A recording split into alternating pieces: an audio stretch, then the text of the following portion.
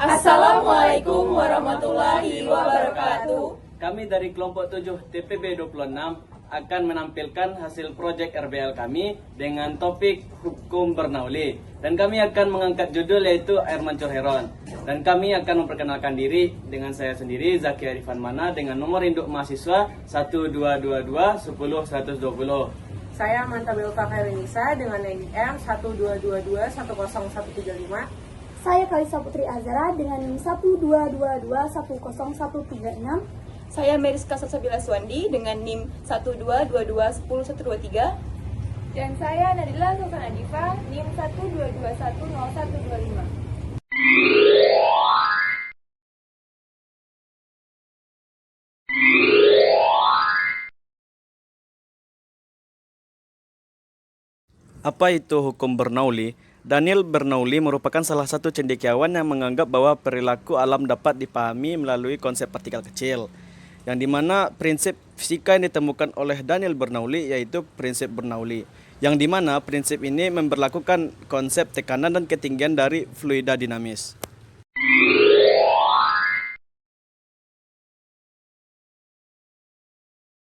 Hukum Bernoulli merupakan hukum tentang energi mekanik yang diterapkan pada fluida bergerak, yang dimana hukum ini menjelaskan tentang konsep dasar aliran fluida bahwa peningkatan kecepatan pada suatu aliran zat cair atau gas akan mengakibatkan penurunan tekanan pada zat cair atau gas tersebut, yang artinya akan terdapat penurunan energi potensial pada aliran fluida tersebut. Pengaruh peningkatan kecepatan fluida.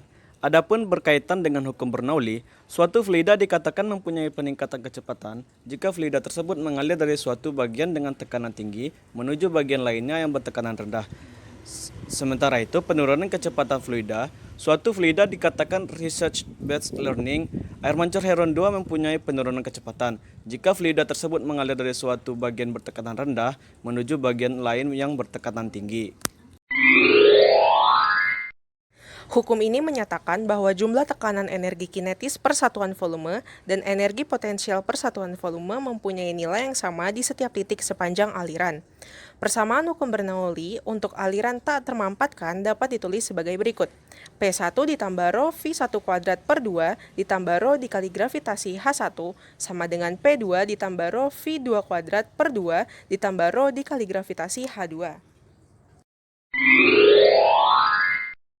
Pengertian air mancur heron. Apa itu air mancur heron? Air mancur heron adalah mesin hidrolik yang ditemukan pada abad ke-1 Masehi. Penemu, ahli matematika, dan fisikawan Heron dari Alexandria alias pahlawan Alexandria. Apa itu air mancur heron? Heron mempelajari tekanan udara dan uap, mendeskripsikan mesin uap pertama dan membuat mainan yang menyemprotkan air. Salah satunya dikenal sebagai air mancur heron. Berbagai versi air mancur heron digunakan saat ini sebagai alat bantu pengajaran di kelas fisika untuk demonstrasi dan eksperimen prinsip hidrolik dan pneumatik. Air mancur tersebut terdiri dari 3 bagian. Tangki pertama terdapat pipa yang terbuat dari sedotan yang dapat memancurkan air. Kemudian di bawahnya terdapat tangki kedua dan tangki ketiga yang sebagian terisi dengan air. Setiap bagiannya dihubungkan oleh 2 buah sedotan. Tangki pertama dihubungkan dengan bagian atas sedotan di tangki kedua dan dihubungkan dengan bagian bawah tangki ketiga melalui sedotan. Air mancur ini dapat bekerja apabila diisi dengan air melalui tangki pertama, sehingga air mengalir pada tangki kedua dan ketinggian mencapai ujung dari bagian dasar sedotan yang menghubungkan tangki pertama dan tangki kedua. Alat dan bahan. Yang pertama, ada 3 botol bekas. Yang kedua, 5 sedotan. Yang ketiga, cutter atau pisau. Yang keempat, lem tembak. Yang kelima, solder. Cara pembuatan. Langkah pertama, tempelkan bagian belakang 2 buah tutup botol menggunakan lem tembak. Langkah kedua, lubangi tutup botol menggunakan solder sesuaikan dengan diameter sedotan. Lubangi sebanyak 2 lubang.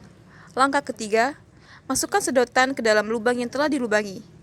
Langkah keempat, Pasang kembali tutup botol dengan botolnya. Potong menjadi 2 bagian salah satu botol. Langkah kelima, potong menjadi 2 bagian salah satu botol. Langkah keenam, lubangi bagian bawah botol kedua dan lubangi tutup botol ketiga, sesuaikan dengan diameter sedotan. Lubangi sebanyak 2 buah. Langkah ketujuh, satukan bagian bawah botol A dan tutup botol 3 menggunakan lem tembak.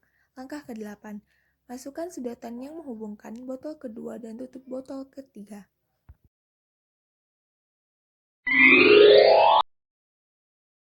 Langkah ke-9, masukkan sedotan yang menghubungkan botol kedua dan tutup botol ketiga.